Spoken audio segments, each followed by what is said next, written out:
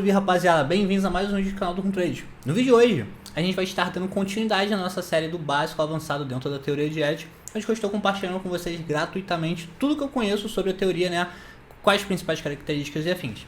E como na última aula, né, no nosso último vídeo, no caso, a gente abordou sobre as características de onda 2, hoje a gente vai estar falando sobre as características da onda 3. Então não esqueçam, deixa aquele likezão para fortalecer esse conteúdo que vocês vão estar ajudando muito, não só a mim, mas vocês mesmos, né? Porque vocês acabam me motivando. E antes de eu começar aqui nosso conteúdo, quero pedir desculpa porque finalmente, né, depois de mais de 6 semanas sem errar, trazendo para vocês diariamente um conteúdo de extremo valor aqui para o nosso canal, para poder estar trazendo um máximo de munição para vocês irem para cima do mercado. Ontem eu deixei de gravar o nosso conteúdo, que seria esse aqui que eu estou gravando hoje.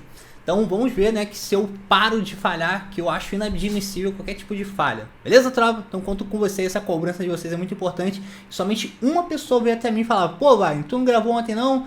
Eu falei, pô, cara, ontem eu tava, não tava muito afim não. E é isso, vamos lá, vamos meter ficha. Vamos lá, tropa. Conforme a gente já viu anteriormente, né, eu sempre gosto de trazer a ilustração que eu iniciei a aula para que isso fique na memória de vocês, para que fique na cabeça de vocês. Então aqui a gente já viu as características de onda 1, né, que ela tem alvos, né, comuns de 50% a 61%, tem que os subfractais normalmente durante a onda 3 ou 5 vai estar rompendo LTA ou LTB, quando o subfractal de onda 1, que seria a nossa onda número 1, o 1 da 1, está rompendo LTA ou LTB, acumulação de distribuição, normalmente a nossa 1 vai ser estendida, né, mas é um movimento raro, que só acontece 5% das vezes.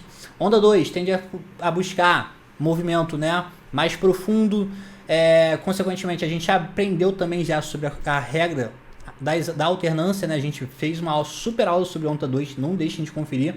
E hoje a gente finalmente vai dar continuidade aqui falando das características de onda 3. Primeira característica, deixa eu só ver se meu rosto não está tampando aqui nossa ilustração. Primeira característica que eu quero que vocês, né, anotem sobre a onda 3 é o seguinte. Ela é um movimento de impulso inconfundível, ok? Primeira característica que a gente tem que ter sobre a nossa querida onda número 3 é que o movimento dela é inconfundível, tropa. É um impulso inconfundível, independente se a gente está falando de uma alta ou de uma baixa. A característica, né, uma das principais características de onda 3 é que ela tem um movimento inconfundível, tá bom? A gente consegue enxergar claramente o movimento de impulso. A gente consegue, na grande maioria das vezes, inclusive, a gente vai encontrar, né, algumas características daquela alta ou baixa, né, bem simbólica, onde o preço tende a andar somente reto, praticamente numa linha reta, subindo reto ou caindo reto, tá?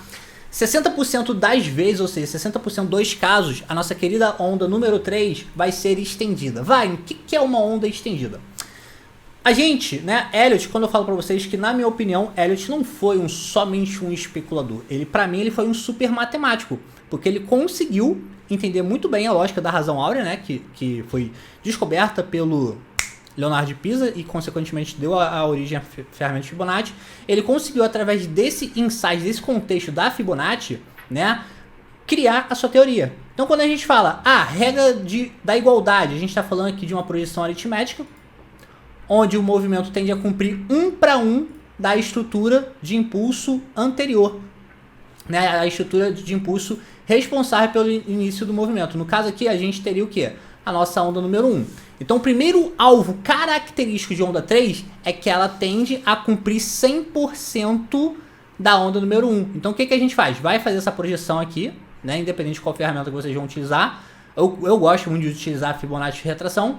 E vai arrastar para o fundo da onda 3. Por quê? Foi ali que você teve a transição, né, do final da 2 para 3 e inicialização do final da 2 e a inicialização da sua 3. Então, ó, por obrigatoriedade, a onda 3 tem que, no mínimo, bater a regra de 1 para 1, ou seja, a regra da igualdade sobre onda 1, que é a onda que vai estar dando início a uma tendência de alta ou de baixa, tá bom? Mas Wagner, poxa, a tendência de baixa não inicia com uma onda A? Sim, mas se a gente olhar os subfractais, a gente vai ter ali, ó, onda 1, 2, 3, 4, 5, ou, a não ser quando a onda A vir no formato de ABC, né, que ela é uma onda ela é flexível, ela acaba sendo, é a única onda que tem essa variável, ou ela trabalha zigue-zague ou ela trabalha o movimento plano, tá bom? Mas vamos lá. Continuando. 60% dos casos, a nossa onda 3 vai ser estendida. Então, o que seria uma onda 3 estendida? É quando ela supera, galera. É quando ela tende a superar, tá? Deixa eu só tirar um pouquinho esse zoom aqui, ó. É quando ela tende a superar a regra da igualdade. Ela tende a superar esse nível de 1 para 1 sobre onda 1, né? Onde ela tende a superar esse nível de 1 para 1 sobre onda 1. Então, superou, provavelmente a gente já fica na expectativa de uma onda 3 estendida. Wagner, quais são os respectivos alvos de uma onda 3 estendida? O alvo mais comum, tá, é alvo de 161.8. Tá, vamos botar aqui, ó. Primeiro alvo. Alvo de 161.8. Segundo alvo, para vocês anotarem aí, ó, deixar bem detalhado para vocês.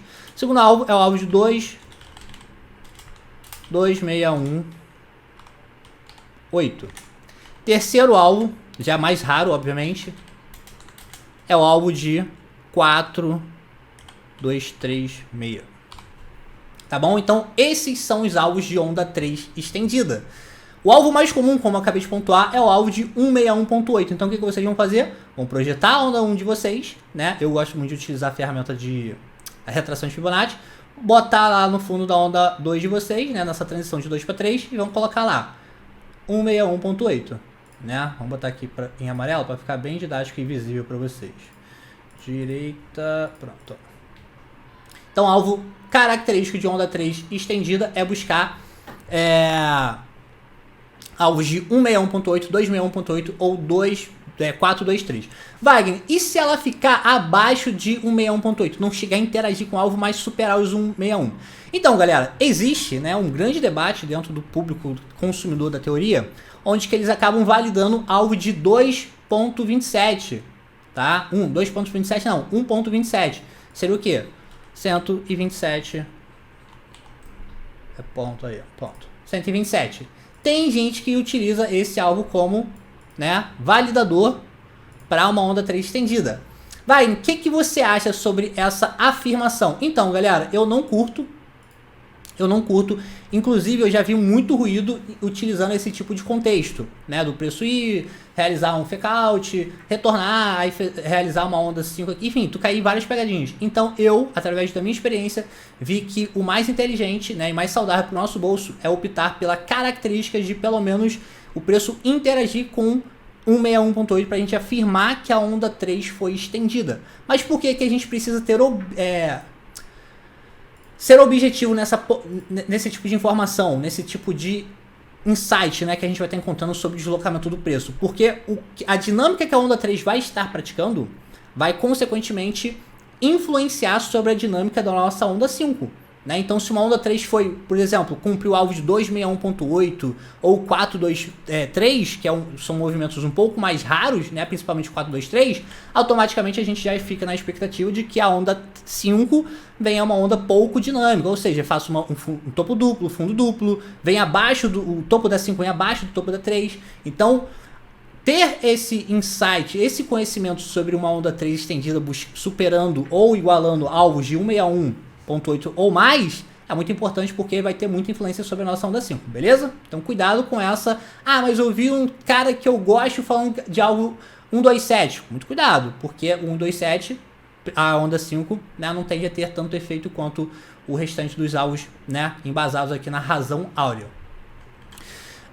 Outra característica muito comum de onda 5 é que a gente tem uma onda chamada onda desconhecida, tropa, ou seja, uma extensão não identificada. Essa extensão não identificada, ela costuma fazer esse seguinte movimento aqui, ó. Onda 1, 2, 3, 4, 5, 6, 7, 8, 9, tá? Ela costuma ter 9 subfractais. E esse movimento é muito raro, normalmente ele acontece quando a gente tem um movimento muito longo. No final da sala eu vou mostrar para vocês um que eu identifiquei no DXY, né? Na cesta de ativos frente ao dólar. Tá? E a característica desse movimento, dessa extensão não identificada, é que tende a surgir mais em onda 3, tá bom? Até pelo fato dela ser uma onda muito forte. Para quem é amante da teoria, tá bom? Isso aqui é uma recomendação minha, porque lá na época de 2019, 2020, eu só operava embasado em Elliott. Inclusive eu fui trader de uma das maiores salas de sinais de Forex, onde que eu só mandava esse tipo de contexto aqui pra galera. Quer se especializar na teoria, quer utilizar a teoria como gatilho? Cara, quer ganhar muito dinheiro com a teoria? Você vai conseguir se você for fiel a essa transição de focar em surfar onda 3. Foquem em aprender a surfar onda 3. Sejam caçadores de onda 3. Por quê? A onda 1 dá dinheiro? É um movimento muito difícil de você, né, pegar essa transição de baixa para alta, ou de uma acumulação para o início de uma alta, ou de uma distribuição para o início para uma baixa, ou de uma alta para baixa. Muito difícil. Por quê? É um mercado que vem com o extremo da falta de credibilidade, incerteza e afins. Então é muito difícil a gente conseguir surfar onda 1. A transição de 1 para 2, né, como a gente já viu em aulas sem ser do tema de Elliott, vocês já viram que não é interessante surfar contra a tendência. Por quê? Porque, primeiro, risco-retorno não vai ser tão favorável assim, tá? Você vai ter um risco muito alto e o retorno não vai ser tão interessante, né? A gente sempre tem que operar a favor da tendência justamente por causa do risco-retorno. Obviamente tem mais outros insights, né? Mas só o risco-retorno para mim já é o argumento perfeito para encerrar esse tipo de debate.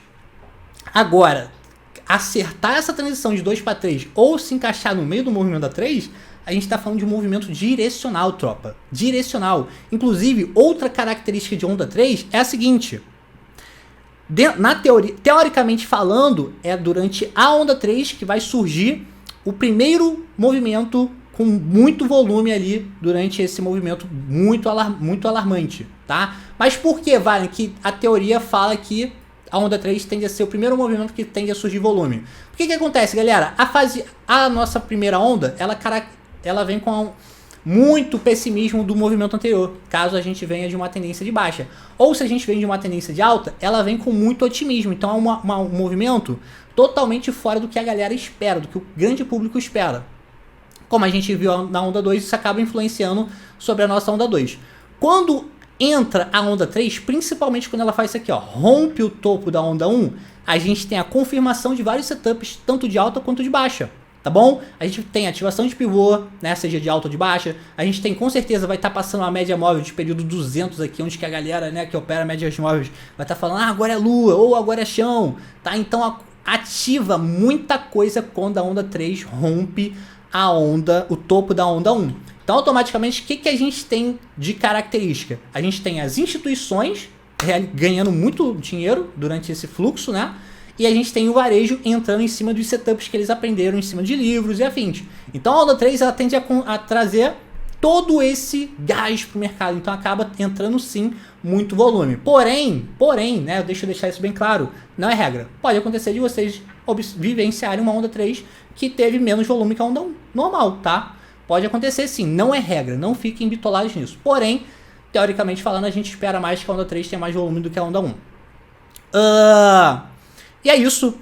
O que vocês têm que entender sobre a onda 3 é que ela vai ter muita influência sobre a onda 5. Quando a gente chegar na nossa onda 5, vocês vão entender melhor esse tipo de influência. Outro insight aqui pra gente sair dar uma saideira aqui é que a onda 3 ela vai ser sempre, né, utilizar a onda 1 como referência. Principalmente o primeiro alvo dela, né, característico seria da regra da igualdade. Ou seja, 1 para 1. Beleza? Então é isso, tropa. Mais uma vez, muito obrigado pela presença de vocês. Não esqueçam de deixar o likezão. E nosso conteúdo aqui do básico avançado sobre ela está ficando completaço, né? Quando a gente acabar de falar todas as características de cada uma das ondas, eu vou trazer para vocês uma aula mapeando um ativo de Elliott do zero, tá? Para vocês verem como é que pega ali e executa. Então, fortaleçam, porra. Não dá esse mole não, que, cara, eu tô muito motivado em estar trazendo isso aqui para vocês. Beleza? Tamo junto e até a próxima.